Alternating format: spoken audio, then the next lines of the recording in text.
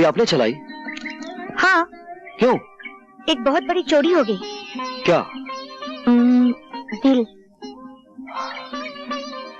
मैं तो कुछ और ही समझा था। किसने चुराया आपका दिल? जिंदगी के सफर के एक राही, जिसकी राह ढूंढते ढूंढते मैं यहाँ तक पहुंच गई हूँ।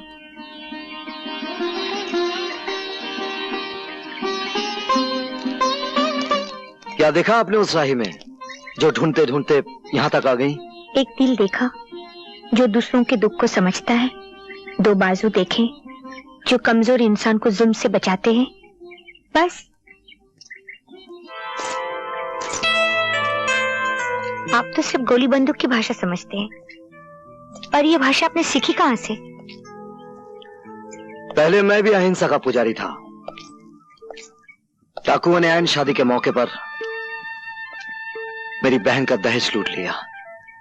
जिस दरवाजे से डोली उठने वाली थी, उसी दरवाजे से दो अर्थियां उठी, एक मेरी बहन की और दूसरी उसके दूल्हे की।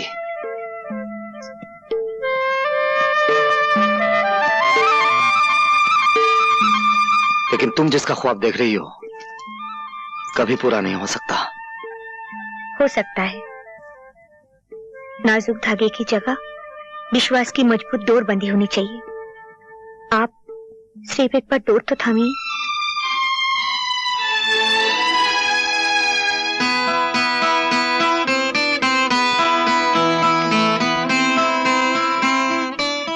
मैं भी तुम्हारे विश्वास की ताकत के सामने हार गया, जैसे एक बार मौत का देवता सत्यवान की सावित्री के विश्वास के सामने हार गया था।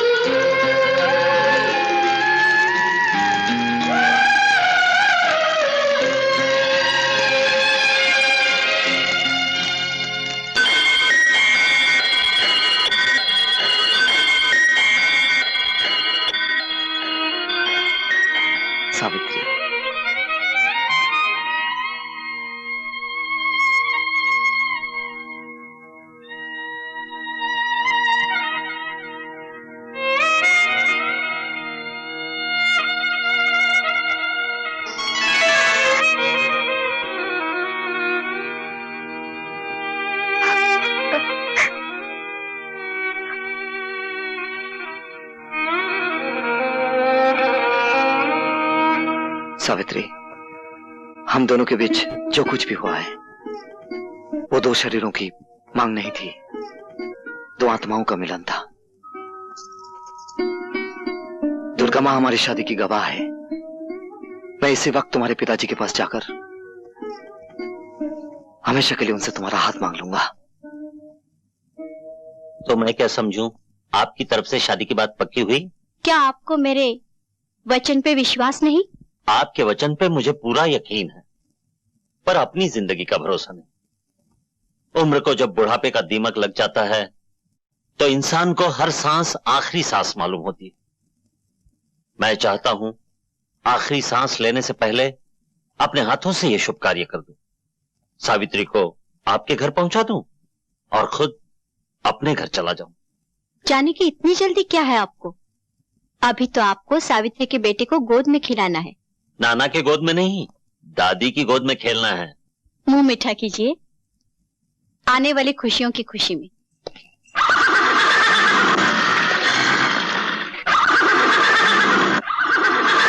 आपके घोड़े को क्या हो गया आज? इसे कुछ नहीं हुआ, लेकिन यहां से दूर जरूर कुछ हुआ होगा। आज फिर किसी सुहागन का सिंदूर और दहेज खतरे में है। आप सोच क्या रहे हैं? आपका धर्म आपको बुला रहा है, आप जाइए। मैं तुम्हारे बारे में सोच रहा हूं सावित्री। वहां पहुंचना मेरा धर्म बनता है और तुम्हारे पिताजी से मिलना मेरा फर्ज। आप इस उलझन में मत पड़िए। अगर मेरे कारण कोई दुल्हन लूट गई तो मैं अपने आप को कभी माफ नहीं कर पाऊंगी। मैं चाहती हूँ मेरा प्यार आपके हाथ की तलवार बने, पांव की बेड़ी नहीं। आप जाइए, मैं आपका इंतजार करूंगी।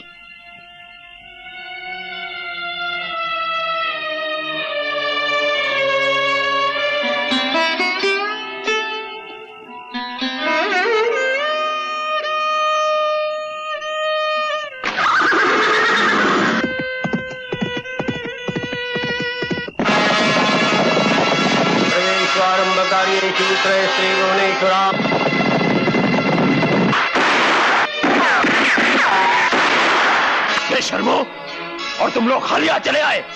लानत है तुम पर। डूब मारो चुल्लू पर पानी में। विनायकं गुरुं बाणं ब्रह्म विष्णु महेश्वरान् सरस्वतीं प्रणम।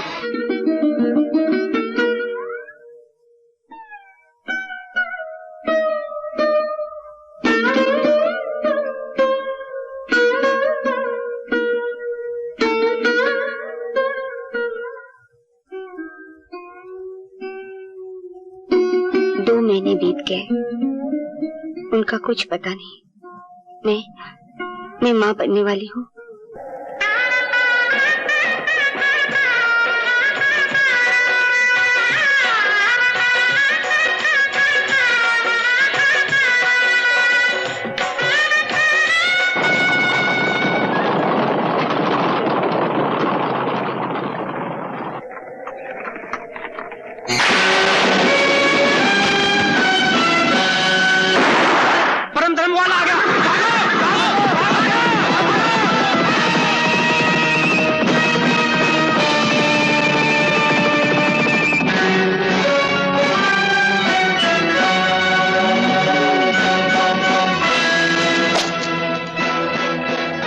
घबराने की कोई बात नहीं, सारे डाकू भाग गए। आप सफर जारी रखिए।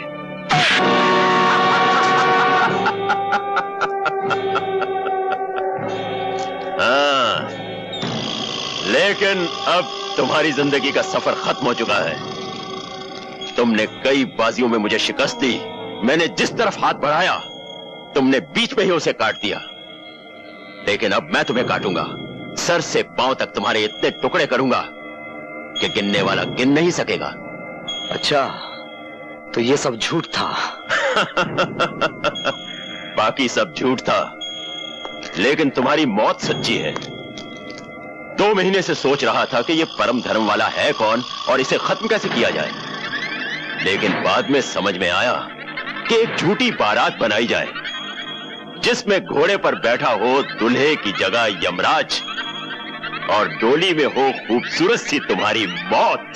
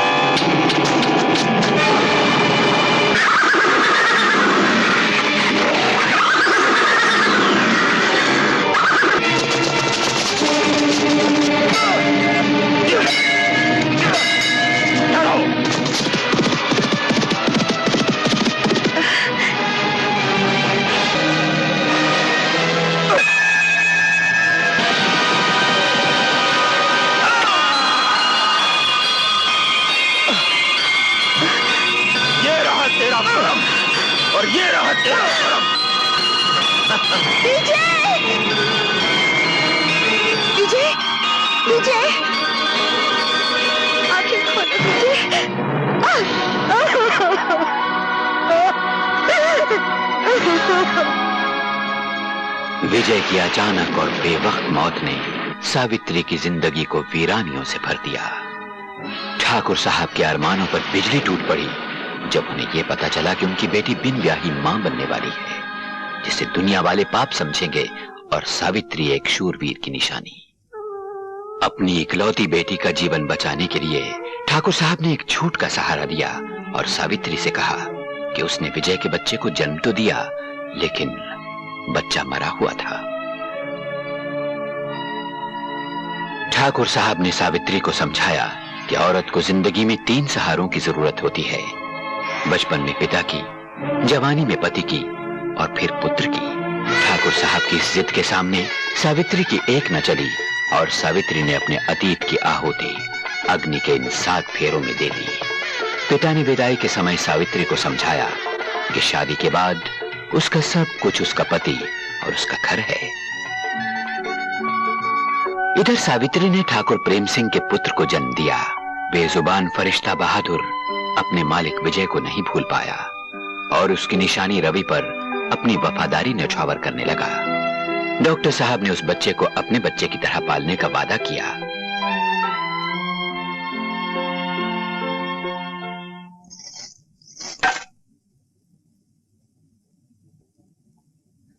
ये रुपए गरीबों में बांट दो। राजेश हमारी जिंदगी में इतनी खुशियां लाया है कि इसे हीरे और मोतियों में तोला जाए तो भी कम है। जाओ। चलो बेटा, केक काटे। लो। शाबाश।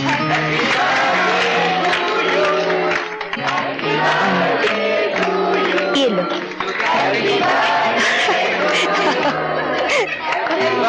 थोड़ा सा खा लो।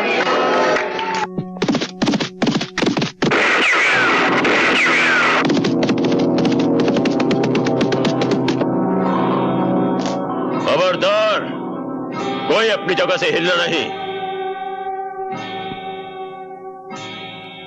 सब जेवरात और पैसे निकालकर इस मेज पर रख दो, वरना जिस बच्चे का जन्मदिन मनाया जा रहा है, ये आज उसका आखिरी जन्मदिन होगा। नहीं। चलाओ।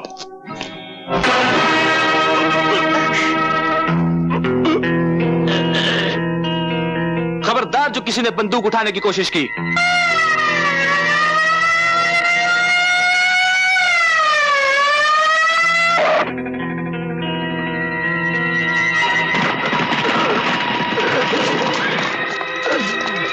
इंस्पेक्टर, गिरफ्तार कर लो इसे।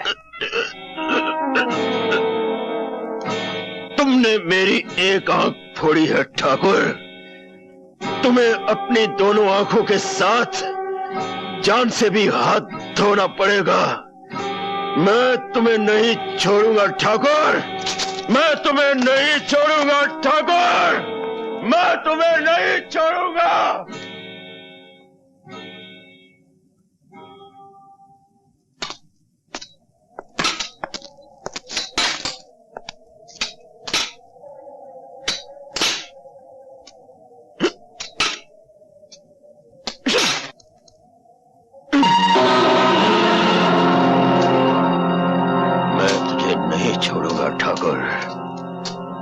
तूने मेरी एक आंख फोड़ी है, तुझे दोनों आंखों के साथ साथ जान से भी हाथ धोना पड़ेगा।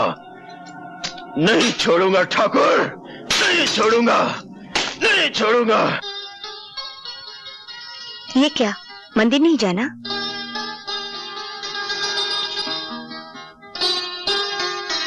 ऐसे क्या देख रहे हैं? सावित्री, हमारी शादी को 20 साल हो गए हैं, लेकिन आज के दिन तुम मुझे मंदिर ले जाना कभी नहीं भूलती।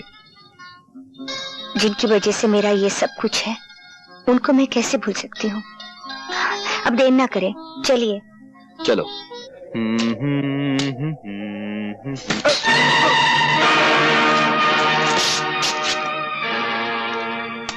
आज तुमने टांग अड़ाई है 144, फिर ना रोना कभी, नहीं तो उसे काट कर तुम्हारी गर्दन के साथ बांध दूंगा। तूने भी आज जवान लड़ाई है छोकरे, दोबारा नहीं लड़ाना, वरना इसे जबाड़े में से निकालकर चील और कौवों को डाल दूंगा। हाँ। तुम जानते नहीं, मेरा नाम शक्ति सिंह है और शक्ति सिंह जिस जेल में जाता है वहां का जेलर या तो इस्तीफा दे देता है या किसी दूसरी जेल में तबादला करवा लेता है। हमारा रिकॉर्ड भी कुछ तुमसे बुरा नहीं है। हम भी जिस जेल में जाते हैं, जेलर की हुकूमत सिर्फ जेल के दफ्तर में होती है। जेल के अंदर हुकूमत शमशेरा की चलती है।